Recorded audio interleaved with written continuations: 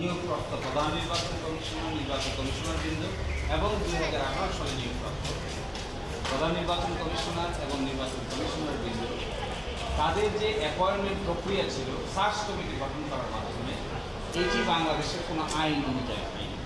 এই জন্য 2022 সালে এসে আইন পাশ করে বলা হয়েছে যে তাদের এই অ্যাপয়েন্টমেন্ট কিংবা তাদের এই নিয়োগ নেওয়ার পরবর্তীতে বাংলাদেশের কোনো আদালতে কোনো প্রশ্ন উত্থাপন করা যাবে না।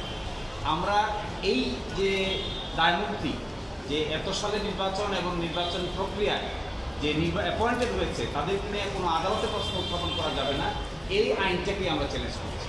আমরা বলেছি এইভাবে আইন করে কোনো বিচার বিভাগের ক্ষমতাকে খর্ব করা যায় না।